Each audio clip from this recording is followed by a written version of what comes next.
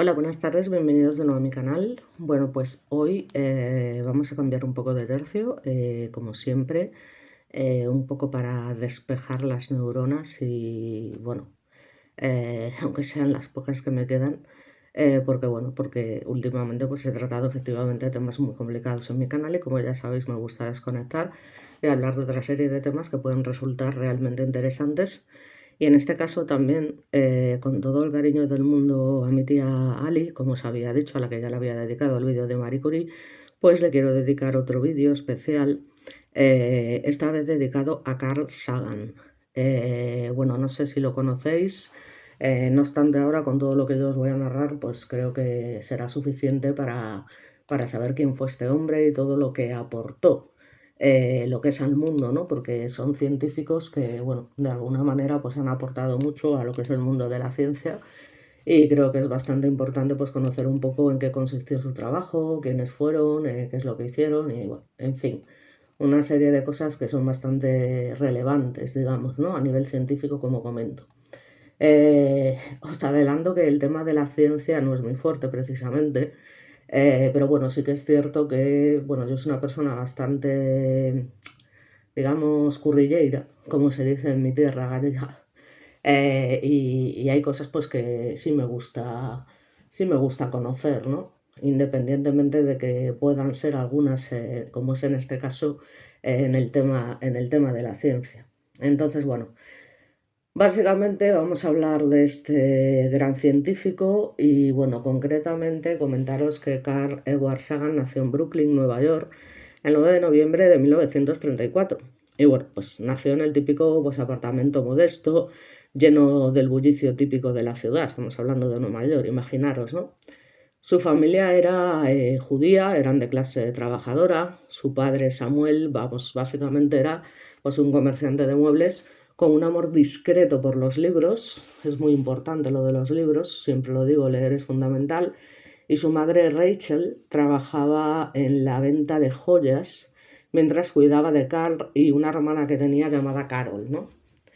¿Qué pasa? Que este hombre, desde muy pequeño, digamos que se mostró distinto, que es lo que suele pasar con este tipo de genios. O sea, mientras otros niños jugaban a las canicas o corrían por las calles del barrio, él levantaba la mirada al cielo nocturno, fascinado de alguna manera por los puntos de luz que parecían infinitos, y se pasaba lo que es literalmente horas observando las estrellas desde la ventana de su habitación, imaginando qué secretos guardaban, qué mundos podían existir más allá de la vista humana y quién podría estar mirándolo, ¿no? Desde allá arriba. Es una cosa que no deja de ser curiosa. Entonces, desde muy temprana edad, ya os digo, mostró una curiosidad insaciable por lo que es el cosmos, ¿vale? A pesar de que sus padres no eran científicos, ya os digo, pero lo alentaron y esto es fundamental a leer y explorar. Así que pronto lo que fue su fascinación por este tema, incluyendo los planetas, se convierte en una pasión que definiría básicamente su vida, ¿vale? Su habitación literalmente estaba llena de libros de astronomía y, como os digo, pasaba horas observando el cielo nocturno con un pequeño telescopio, imaginando esos mundos distantes y civilizaciones posibles, ¿no? De alguna manera. Entonces, en la escuela, Carl no solamente era un estudiante aplicado, digamos que era un pequeño explorador de la realidad, porque era una persona ansiosa, digamos, por entender cómo funcionaban las cosas, desde los imanes hasta la luz del sol. Entonces, como os comento, es que tenía una auténtica biblioteca infantil de lo que es no solo astronomía, sino de la ciencia popular, aparte de novelas de fantasía y mitología. Entonces, aprendió pronto que las historias podían abrir puertas tan amplias como el universo mismo. Y esto es, yo creo que fundamental. Además, su madre, ya os digo, aunque no fuese científica, lo alentó en todo momento, ya no solo a leer y demás, sino a cuestionar, a soñar, ¿vale? Mientras su padre le transmitía, digamos, un sentido práctico de la curiosidad, aprender para comprender, pero también para actuar y crear. Esto fue fundamental en la vida de Carl, desde luego. Durante su adolescencia encontró en la física y la astronomía su verdadera pasión. Básicamente, y evidentemente estudiaba pues, mapas estelares, dibujaba constelaciones, se perdía en la poesía de la ciencia, por decirlo de alguna manera, y en una ciudad que bullía con la vida urbana y ruido de los tranvías, él miraba hacia arriba y sentía que cada estrella era un misterio esperando ser descubierto. Por tanto, fue en estos años cuando comprendió que quería definitivamente dedicar su vida a la ciencia, ya no solo como disciplina académica, sino como un puente hacia lo que es la imaginación y el conocimiento colectivo de la humanidad. Por tanto, se traslada a la Universidad de Chicago, donde estudió física, química y astronomía, y pronto pues, se destacó, por supuesto, por su brillantez y creatividad, y allí aprendió a combinar rigor científico con intuición audaz, que es un rasgo que definiría toda su carrera. Es decir, entre laboratorios y noches de observación astronómica, desarrolló una profunda comprensión de los planetas y sus atmósferas y comenzó a hacerse preguntas que aún hoy resuenan en la ciencia moderna y que todo el mundo, especialmente los que defienden el tema de la religión, se preguntan, es decir, ¿cómo surgió la vida en la Tierra? ¿Hay vida en otros mundos? ¿Qué significa ser consciente en un universo tan vasto y antiguo? Pues bueno, en los años 60 y 70 Sagan se convirtió en una figura clave en la exploración espacial. De hecho, trabajó con la NASA en misiones históricas como las sondas Mariner, las Viking a Marte y las Voyager, que todavía recorren los confines del sistema solar. En cada proyecto aportaba no solo conocimiento técnico, sino también un sentido poético del propósito humano.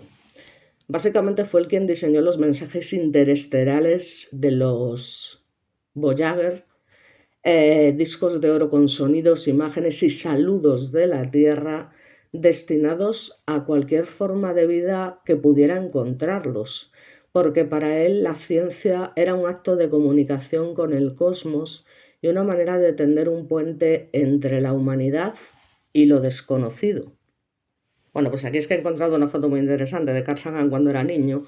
En la última imagen está con su madre y si hacemos un poquito así, así, así, así, así, también vemos que hay una imagen con su padre, ¿vale? Con lo cual, la verdad es que sus padres aportaron mucho a lo que se convirtió posteriormente en un auténtico maestro de la ciencia, ¿no? Por decirlo de alguna manera. Yo creo que más claro el agua. Entonces, bueno, básicamente. Para Carl, digamos, no se limitaban las cosas a los laboratorios ni a las misiones espaciales, sino que su verdadera pasión también era contar historias sobre la ciencia. Entonces su pluma y su voz pues, se convirtieron efectivamente en herramientas de asombro. Escribió libros, que yo creo que mi tía tiene toda la colección, Ali, confírmanoslo. Escribió libros que hoy son clásicos, como Los dragones del Edén, donde exploraba, por ejemplo, tan interesante la evolución del cerebro humano, que yo creo que a día de hoy es una involución, y como digo yo siempre, si se levantara de la tumba, en fin, y Cosmos, que es un vasto viaje literario y visual por el universo. Esto fue una serie de televisión del mismo nombre que se emitió en los años 80 y que fue vista por más de 500 millones de personas en todo el mundo, independientemente, para que veáis lo interesante que resultaba que fuesen más de ciencias o de letras. O sea, lo que contaba era tan interesante que llamaba la atención de cualquiera, ¿no? Pero especialmente de científicos, como en el caso de mi tía, ¿no? En ella Sagan caminaba entre los planetas, explicaba fenómenos astronómicos con una claridad poética y sobre todo transmitía un mensaje profundo, y es que el universo no es solo materia y energía, sino un lugar que invita a la reflexión, la maravilla y la responsabilidad. Es decir, es que poder desarrollar la auténtica pasión, lo que a uno realmente le gusta, le, le encanta, pues tiene que ser una auténtica maravilla, ¿no? Y era lo que le pasaba a este hombre. Además también era un defensor apasionado, como os digo, del pensamiento crítico, lo cual los padres, como os digo desde el principio, le inculcan de alguna manera, y esto fue una suerte, la verdad, que muy grande, y la educación científica, o sea, él denunciaba la pseudociencia y el dogmatismo, pero siempre, por supuesto, con respeto y humor, típico de una persona inteligente, sabia, como era él, enseñando que la curiosidad y la duda son las herramientas más poderosas que posee la humanidad. Es que esto es, vamos, innegable. Es decir, si no tenemos curiosidad, si no sentimos interés por algo, es que las cosas no tienen sentido. O sea, yo creo que el aprendizaje constante a lo largo de la vida no debe terminar nunca, ¿vale? De alguna manera tenemos que seguir sintiendo curiosidad y yo de alguna manera me siento orgullosa porque también, aunque he vivido muchas cosas malas, sí que es cierto que en lo del tema de la lectura también se me inculcó desde muy pequeña, aunque fuese en un principio como una obligación, pero que me terminó gustando tanto que también leía infinidad de libros, o sea, era una locura para lo pequeña que era. Y entonces leía muchísimo. Y eso hace que, ya os digo, que se sientan curiosidad durante toda tu vida sobre un montón de cosas. Luego cada uno, lógicamente, tiene más curiosidad en las cosas que más le gustan, pero eso no quita que tengas curiosidad en otras muchas, ¿no? Que es lo que me pasa a mí. Entonces, sobre todo en las biografías, me da igual del tipo que sean, de deportistas, de científicos, de artistas, de músicos, Es que me da igual. A mí me pones una biografía de cualquier tipo de personaje, es que me la trago, porque me gusta. Entonces, ya os digo, es que es fundamental esto de que la curiosidad es fundamental. Entonces, él hablaba, por ejemplo, entre otras cosas, por ejemplo, bueno, pues sobre lo que serían los riesgos, de alguna manera, eh, de la guerra nuclear, sobre la fragilidad de la Tierra y sobre la necesidad de preservar la vida mientras exploramos el cosmos, cosa que no hemos hecho. No solamente no hemos preservado la vida, sino que nos la hemos cargado literalmente. Su visión no era pesimista, confiaba en la capacidad humana de aprender, de cooperar y de encontrar respuestas, aunque éstas requieran paciencia, rigor y humildad. La verdad es que es digno de admirar, ¿no? Porque, bueno, la verdad es que no tuviera una visión pesimista por aquel entonces puede llegar a ser entendible, pero a día de hoy, lamentablemente, ¿yo qué queréis que os diga? Efectivamente, los humanos tenemos una gran capacidad de aprender, de encontrar respuestas, pero como somos, pues al final hacemos lo que no debemos y lo vemos cada día en la cantidad de vídeos que subo sobre lo que es la ruindad, la maldad, en fin, la incultura, la ignorancia, ¿no? de en general la cultura humana. En 1996, esto es un pequeño resumen, vamos luego lógicamente, a meternos un poquito más en el tema.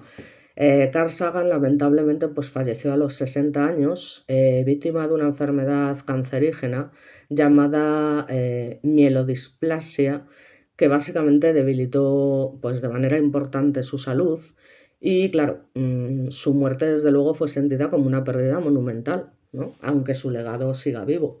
Esas sondas, es que yo no lo sé pronunciar, ¿no? Voyager, continúan viajando hacia lo desconocido, llevando su mensaje de humanidad y esperanza.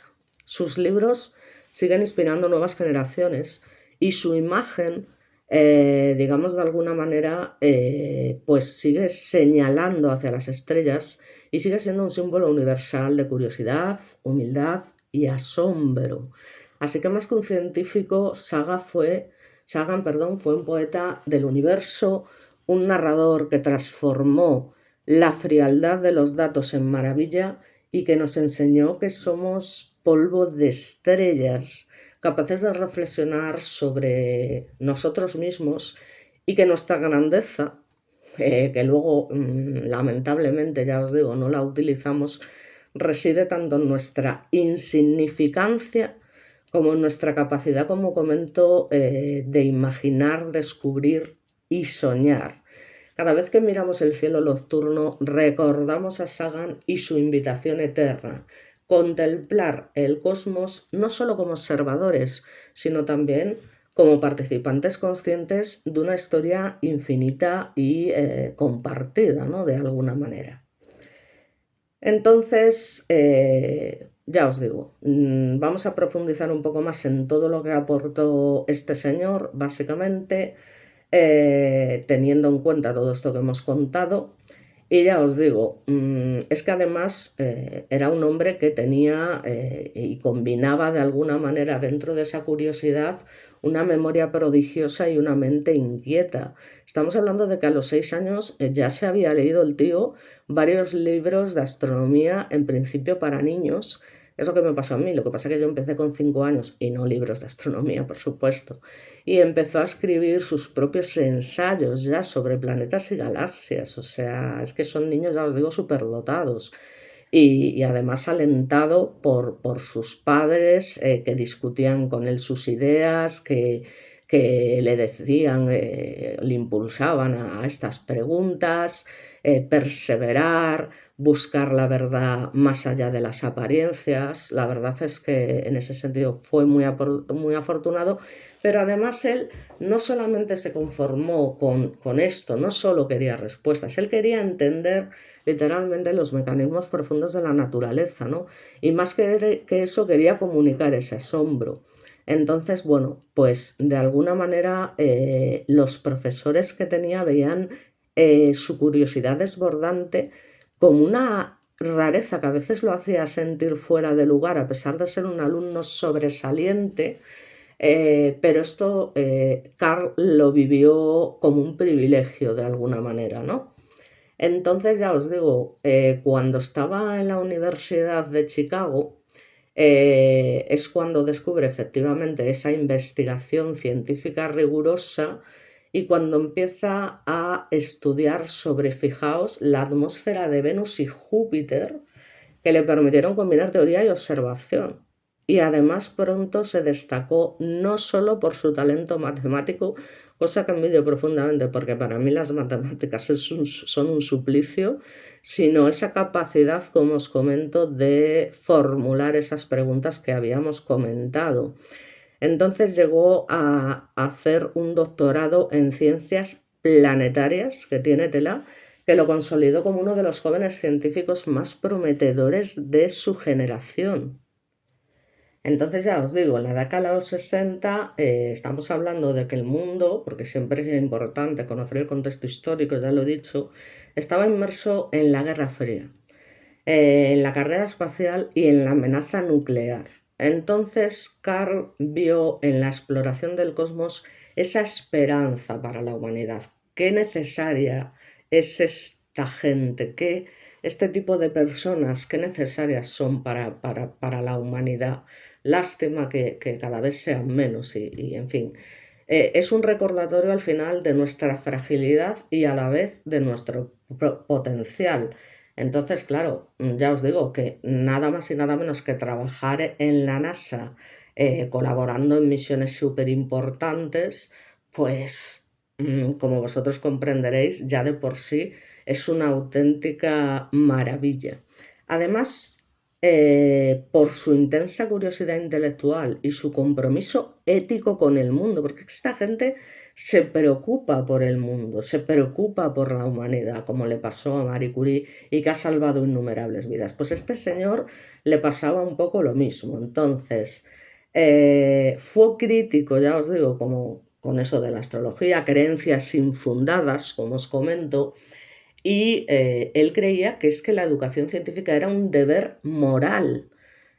Solo comprendiendo la naturaleza y nuestra posición en ella, podríamos enfrentar esos desafíos como eran lamentablemente la guerra nuclear, la contaminación y el cambio climático del que él ya habló en su momento y estamos hablando de los años 60.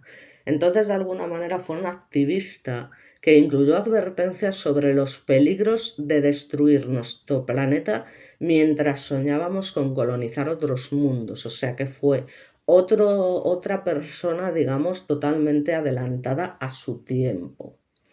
En lo que es lo personal, era un hombre de emociones profundas, relaciones complejas, de hecho se casó 3 veces, tuvo 5 hijos, a quienes también evidentemente enseñó a mirar el mundo con ese asombro y pensamiento crítico.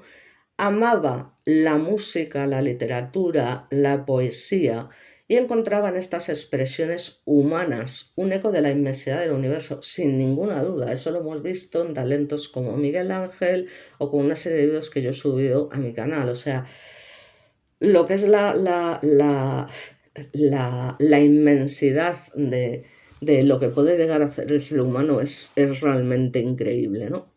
Entonces, entre, digamos, conferencias, experimentos y viajes, no dejaba cuidado de buscar momentos de contemplación silenciosa del cielo, donde esas preguntas más grandes de alguna manera parecían encontrar respuesta en la contemplación, ¿no? Entonces, vamos a, ya os digo, a ver un poquito más todo lo que fue el tema del polvo de estrellas y algunas de sus frases más famosas. Una de ellas fue: somos polvo de estrellas que piensa cerca de las estrellas. Somos el medio para que el cosmos se conozca a sí mismo. Esta fue una de sus frases más conocidas. Y era lo que decía este científico divulgador de ciencia más carismático, apreciado y famoso del mundo, que ya os digo, fue además conocido popularmente por esa serie de Cosmos, un viaje personal. Y además posteriormente explicaba que los átomos de los que estamos formados provienen de antiguas estrellas, atención, que explotaron hace tiempo, porque las estrellas tienen un principio y un fin en un largo proceso de miles de millones de años. Los primeros átomos de hidrógeno en el Big Bang se agruparon formando las primeras estrellas, planetas y luego los primeros aminoácidos, complejas cadenas de ADN y lo que básicamente es la vida. Que es en lo que yo de alguna manera creo. Por eso yo no soy una persona religiosa, básicamente. Creo que todo está en la ciencia en ese sentido, a pesar de que no sea precisamente mi sector de estudio. Otra de sus frases era que la belleza de la vida no hace referencia a los átomos que la componen, sino a la forma en que estos se juntan. Luego otro elemento que lo incentivó a mirar hacia las estrellas, parece que no, pero fueron las historietas de aventuras espaciales, ¿no? Esa literatura de ciencia ficción que le acompañó en sus fantasías infantiles. De hecho, 2 de sus libros favoritos fueron Las arenas de Marte, de Arthur C. Clarke, y toda la saga de la serie marciana de Edgar Rice Burroughs, el creador de Tarzán. Nada más y nada menos. Otro factor que despertó su interés por el cosmos fue la visita escolar al planetario Hayden en el Museo Americano de Historia Natural de Nueva York. Hay una anécdota que creo que es interesante contar, que es cuando su madre lo lleva a la biblioteca local, cuenta que entusiasmado le pide a la bibliotecaria que le preste un libro sobre las estrellas. Entonces, bueno, pues esta mujer encargada le ofrece un almanaque sobre estrellas de cine de Hollywood, ¿no? O sea, os podéis imaginar el careto que se le quedó a Sagan cuando vio el libro, ¿no? Entonces nadie podía imaginar que en la mente de un pequeño de 8 años existiera tal interés por la ciencia. Entonces la señora dio por hecho que era cosa cinematográfica. Entonces finalmente el libro deseado llegó a sus manos y al descubrir que el Sol es solo una estrella más en el universo, porque no deja de ser una estrella, dedujo que si en cada uno de estos soles hubiera planetas semejantes al nuestro, también cabría la posibilidad de vida, por lo que de adulto promovió la búsqueda de inteligencia extraterrestre arriesgando su reputación, porque ya sabemos que esto de creer o no creer en seres extraterrestres, si lo son, ni si las tal, es que arriesgó su reputación en el gremio científico, porque de alguna manera buscar marcianos, entre comillas, no podía ser considerado ciencia, por lo que tuvo algunos problemas para que se lo tomaran en serio, siendo irónicamente uno de los más aguerridos defensores del escepticismo y el pensamiento crítico y, como os digo, detractor de la pseudociencia. Aquí añadimos otra de sus frases: si estamos solos en el universo, seguro sería una terrible pérdida de espacio. O sea, es que son frases buenísimas, ¿no? Si te paras a pensarlo.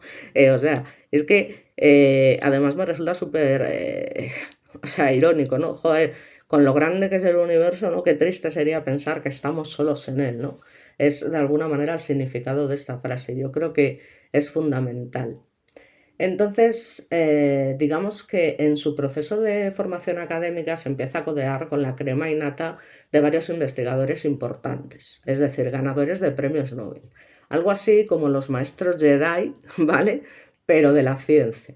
En el posgrado, uno de sus mentores fue el astrónomo Gerard Kuiper, quien en 1951 predijo matemáticamente un aro de asteroides, el cual lleva su nombre, el cinturón de Kuiper. No sé si lo estoy pronunciando bien, ya os digo, pero es así, que circunda el Sol más allá de Neptuno y que se considera la fuente de algunos cometas. Dicho cinturón está compuesto por muchos objetos similares a Plutón, motivo por el cual se le degradó de planeta a planetoide, porque os recuerdo que a día de hoy Plutón realmente ha dejado de ser un planeta como de toda la vida, ¿no?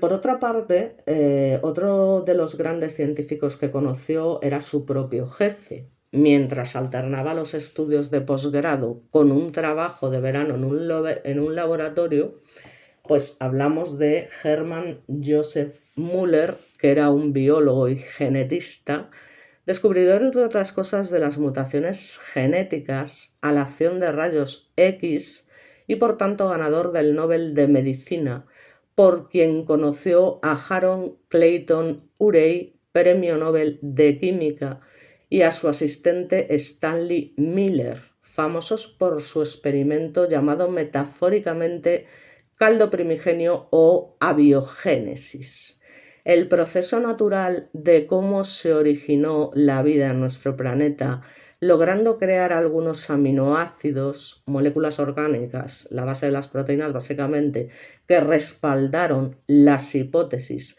del científico ruso Parín sobre la evolución química, que explica que en los primeros tiempos de la Tierra la luz ultravioleta, los rayos u otras fuentes de energía habían transmutado compuestos simples en compuestos orgánicos, nada más y nada menos, lo que dio pie a reforzar las ideas de Sagan sobre la posibilidad, ya os digo, de vida en otros planetas, aunado en estas investigaciones de Joshua Lederberg, el genetista precursor de lo que fue la astrobiología. Tela marinera con este hombre. Luego, además, cuando trabajó en el Observatorio de Cambridge, en Massachusetts, también conoce a otro de los grandes astrofísicos premio Nobel de Física. O sea que fijaos a la cantidad de personas importantes que llegó a conocer. Y voy a ver si pronuncio el nombre porque este sí que es complicado de narices, que es Subramanian Chandrasekhar o Chandra. Vamos a dejarlo para los cuates, quien estudió literalmente los procesos en la estructura y evolución de las estrellas, por lo que hay una medida y concepto en astrofísica llamada también límite, voy a decir de Chandra, porque pone de Chandrasekhar, pero para no complicarme mucho en las pronunciaciones, que es la máxima masa posible de una estrella antes de su colapso, para convertirse en estrella de neutrones o en un posible agujero negro. O sea, qué interesante, ¿no? Eso de los agujeros negros. A mí siempre me ha llamado mucho la atención. Entonces, otra de las frases que dice a partir de aquí es que la ciencia es una forma de pensar mucho más que un conjunto de conocimientos.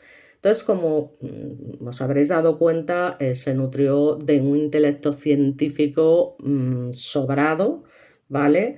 Por lo que como profesional se dedicó a la investigación y la docencia en la prestigiada y conservadora Universidad de Harvard, nada más y nada menos en Cambridge, y después en la Universidad de Cornell, que era más abierta de alguna manera a los librepensadores en Ithaca, Nueva York, ¿vale? Siendo profesor titular de la Cátedra de Astronomía y Ciencias del Espacio, director del Laboratorio de Estudios Planetarios, director asociado del Centro de Radiofísica e Investigación Espacial, entre otras. O sea, tela marinera con el señor, ¿no? Además, respecto al pensamiento crítico, como os comento, o sea, un curso extraacadémico que impartió hasta el último de sus días fue precisamente este, el pensamiento crítico. Y de verdad os lo digo, todos tenemos que tener esa cualidad, o sea, el pensamiento crítico es fundamental para la supervivencia, es fundamental para todo, o sea, es que la gente pasa de todo, no les importa todo tres narices, sobre todo las generaciones de hoy en día que ni leen ni nada, que se dedican a estar las 24 horas del día con los ordenadores, las tablets, la tal, y no aprenden un carajo sobre nada. Por lo tanto, ¿qué pensamiento crítico van a tener? Que es verdad que, a ver, es otro momento histórico que no tiene nada que ver con el nuestro, pero joder, el pensamiento crítico no se puede perder nunca, ¿no? Creo yo. Entonces, claro, esto del pensamiento crítico al final es que es un método de análisis que va a estimular la intuición, la razón y la lógica para evaluar y distinguir un argumento veraz de una falacia. Por eso digo yo muchas veces que, joder, ves ciertos youtubers o ciertos documentales, ciertos tal, que dices tú, venga, hombre, o sea, ¿qué me estás contando? Entonces, por eso pienso que es fundamental, que es que esto se está perdiendo. Y al final, por eso la gente se cree cualquier falacia, como dice él, cualquier milonga que te cuentan por ahí, porque no tienen pensamiento crítico. Entonces, pues cualquier cosa que ven, pues cogen y se la tragan, ¿sabes? O sea, es una cosa que a mí sinceramente me da bastante pena.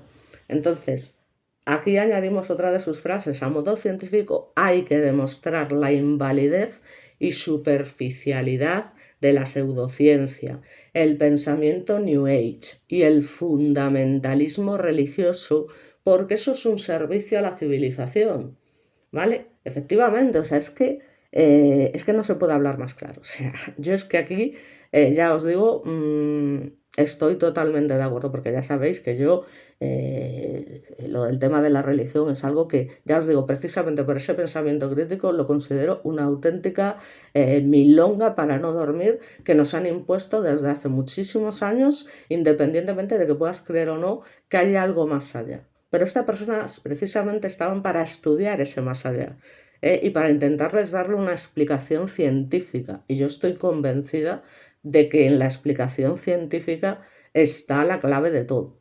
Al menos eso es lo que yo creo.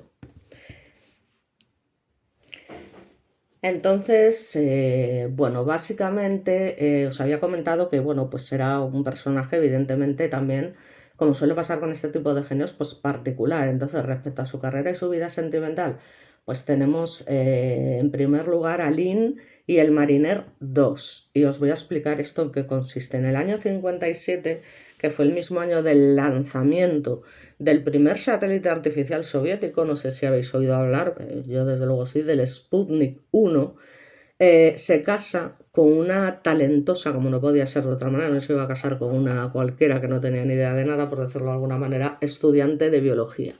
Concretamente Lynn Petra Alexander, cuya trayectoria científica también pues, sobresalió de forma brillante, siendo reconocida además mundialmente y galardonada en el campo de la genética. En años posteriores tuvo también dos hijos con ella, Dorian y Jeremy.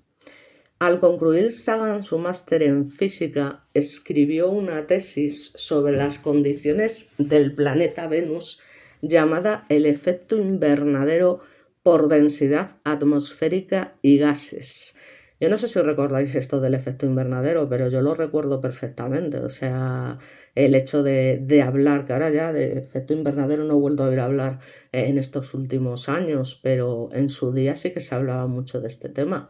Y esto llamó la atención a varios expertos invitándolo a incorporarse a la recién establecida NASA, que es que no cualquiera anda en la NASA, o sea, es que fijaos de lo que estamos hablando. Entonces, su análisis y conclusión sobre Venus se confirmaron al momento del lanzamiento en 1962 de la sonda Mariner 2, en cuyo proyecto trabajó arduamente, porque no sabía trabajar de otra manera, por lo que su carrera y popularidad iban en ascenso, pero bueno, la constante actividad, largas jornadas y entrevistas televisivas pues causaron al final pues lo que es una total desatención de su familia, ¿no?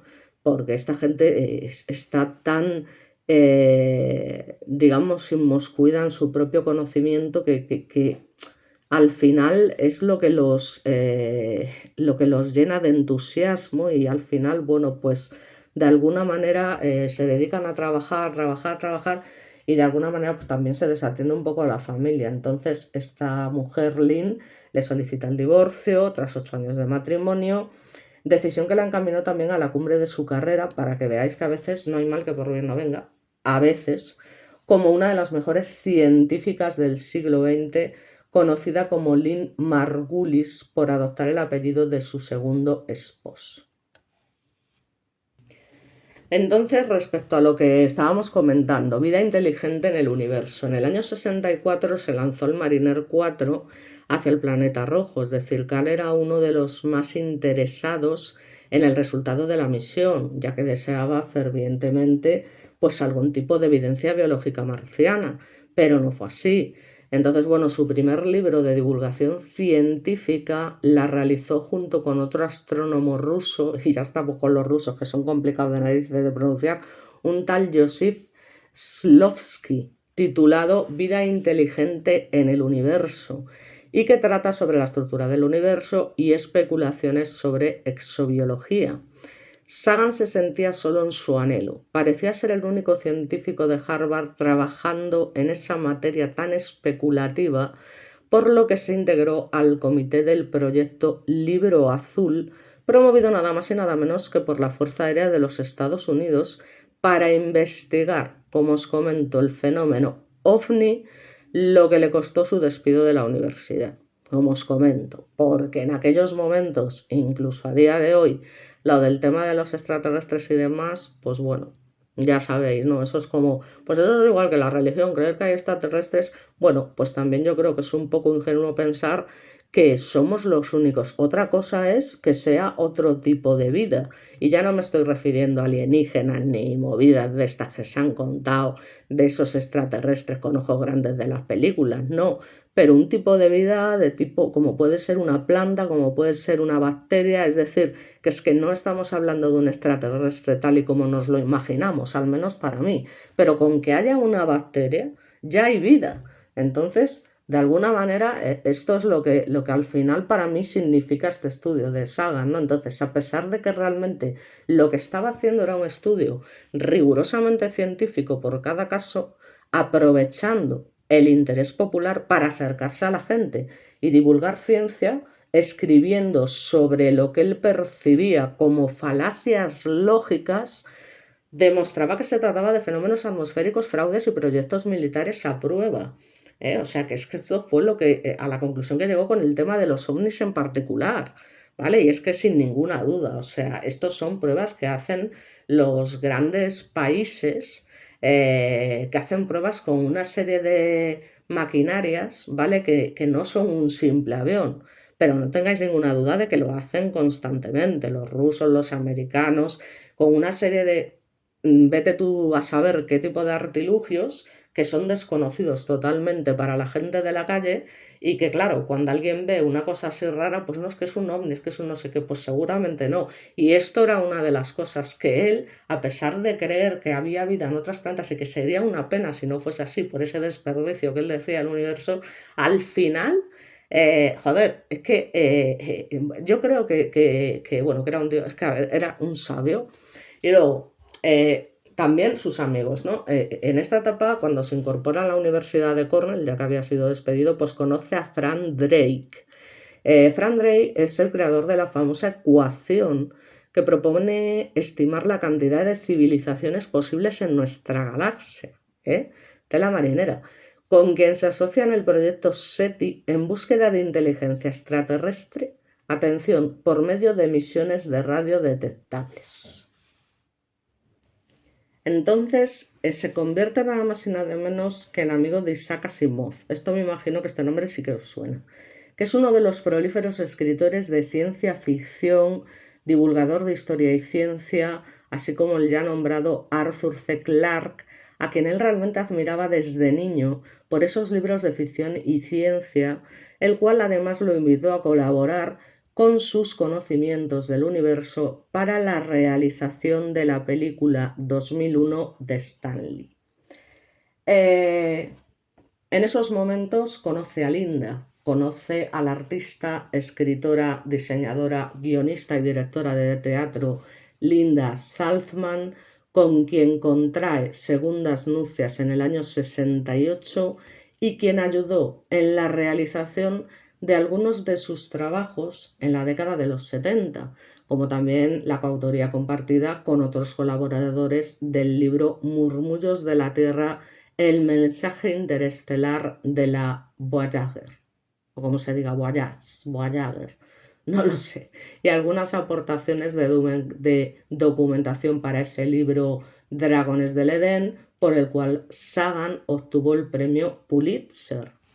Tuvieron un hijo, Nick Sagan, quien actualmente es escritor, novelista de ciencia ficción y guionista de programas de televisión como por ejemplo Star Trek Voyager. Esto también, bueno, pues tenemos a Anne y lo que es la serie Cosmos, de la que mi tía es una ferviente admiradora. Sagan era sumamente carismático, ¿no? Su sencillez e inteligencia aunada a su facilidad de transmitir ideas, conocimientos y cultura, de ese modo casi poético, lo hacían muy atractivo. Cuando inicia la serie de televisión Cosmos, entre los integrantes de la producción estaba una joven 20 años menor que él, la escritora Andrew Young, que era novia de Timothy Ferris, el director de una revista y amigo de Carl. Esta convivencia diaria y el intercambio creativo de ideas para el guión del programa, pues ya os podréis imaginar, ¿no?, lo que pasó. Digamos que los flechó, es decir, conectaron, se enamoraron y una tarde durante una conversación telefónica de trabajo confesaron literalmente lo que sentían el uno por el otro y Carl le propuso matrimonio a pesar de que todavía seguía casado con Linda, quien obviamente, bueno, esto es así, no se puede ser perfectos, al final los genios es lo que tienen, pues se sintió triste, herida y traicionada, evidentemente, yo lo entiendo. Pero es que estas cosas pasan, o sea, quiero decir, es que estas cosas pasan. Al final el roce hace el cariño y el que lo niegue, pues, esto es así, ¿vale? Para algunos puede ser más o menos moral, pues vaya, pues para ser tan tal, mira lo que hacía, tal, no sé qué. Mira, aquí el que esté libre de pecado que tire la primera piedra, ¿vale? Eso lo primero. Entonces, ya te digo que no seré yo quien juzgue a un genio de estas características por su vida personal. Vamos, faltaría más. Entonces, bueno, como os podréis imaginar, el drama concluye cuando las parejas de ambos aceptan esta separación, porque es que no te queda otra. Es decir, cuando una persona te deja de querer, pues te deja de querer. O sea, no hay que darle más vueltas. Pero no me voy a meter en temas de amoríos porque no vienen al caso. Y ellos, Anne y Carl, pues se casan, como os digo, que es que tuvo 3 mujeres en el año 1981 y también tienen 2 hijos, Alexandra Rachel y Samuel Democritus, atención. Entonces, ambos fueron coautores de varios libros, incluyendo el guión para la película Contacto, y permanecieron juntos hasta la muerte de Carl en 1996. Entonces, en algún momento siempre aparece la persona que permanece contigo hasta el final de tus días. Digamos que Anne fue la encargada de decidir las imágenes y la música del disco de las Voyagers, estas Voyager, y de dar continuidad al trabajo de su finado esposo sobre divulgación científica. Así que produjo la serie documental Cosmos, una odisea de tiempo y espacio con el afamado astrofísico Neil deGrasse Tyson, quien fuera alumno de Sagan. Respecto a su aporte en la exploración espacial, bueno, pues es que el Dr. Sagan participó en diversos experimentos para las misiones de exploración del sistema solar, además de las misiones Mariner, en especial la número 2 hacia el planeta Venus. Luego tenemos el Apolo 11. Durante el proyecto Apolo 11 por la conquista de la Luna, trabaja nada más y nada menos que como asesor de los astronautas Neil Armstrong, Buzz Aldrin y Michael Collins en la NASA. O sea que fijaos de qué estamos hablando. Y luego tenemos las misiones Pioneer o Pioneer. Entre 1972 y 1973 se lanzan 2 sondas espaciales. La Pioneer 10, que atravesó con éxito el cinturón de asteroides, que es la zona comprendida entre las órbitas de Marte y Júpiter, y para esta misión Sagan propone instalar una placa de metal grabada con un mensaje en símbolos que indican datos acerca de nosotros los humanos y la posición de la Tierra. Él mismo se encargó del diseño y su segunda esposa Linda hizo los dibujos, con lo cual al final, pues oye, la Pioneer 11 logró captar imágenes de la gran mancha roja de Júpiter y de los anillos de Saturno, ¿vale? O sea, lleva una copia idéntica de la placa. Flipante. Luego no podemos dejar de nombrar las misiones Viking, derivado del proyecto Mariner 9 del año 71, cuyo objetivo fue la de orbitar el planeta Marte para su estudio. Esto se le da continuidad en el año 75 con las misiones Viking 1 y 2, esta vez con la intención de orbitar y aterrizar en Marte, por lo que ambas sondas están conformadas por 2 módulos, el Viking Orbiter y el Viking Lander. Y respecto a las misiones Voyagers, en 1977 se lanzan estas sondas 1 y 2 que pasaron por Júpiter y Saturno. La segunda llegó hasta Urano y Neptuno y diréis, ¿qué me está contando esta señora? Ya, pero es que, o sea, a mí realmente, o sea, me parece súper interesante esto, ¿no? Entonces ambas llevan un disco de oro, todo esto que se descubre gracias a este tipo de personas, ¿no? Con la grabación de sonidos de la Tierra, 118 fotografías, 55 saludos en diferentes idiomas y 90 minutos de música de diferentes regiones de nuestro planeta, ideado por un comité científico presidido desde luego por Sagan. O sea que es acojonante.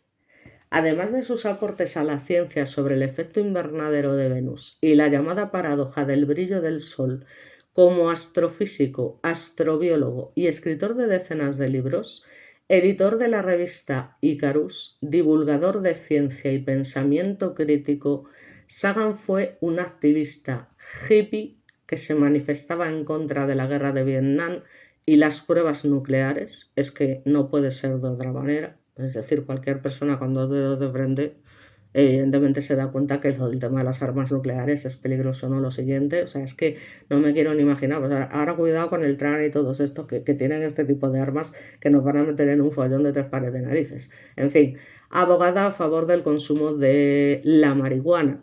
¿Vale? Nadie es perfecto, dino a las drogas, pues fue uno de los primeros en advertir sobre el calentamiento global y con respecto a la espiritualidad era como no podía ser de otra manera, agnóstico, cuestionaba tanto a los ateos como a los creyentes, ¿no? Él es yo, porque un agnóstico es el que yo solo creo lo que veo, ¿vale? Eso es un agnóstico. Es decir, yo ni creo ni dejo de creer. O sea, si me demuestras o yo puedo comprobar científicamente que efectivamente Dios existe, me lo creeré, pero si no, no.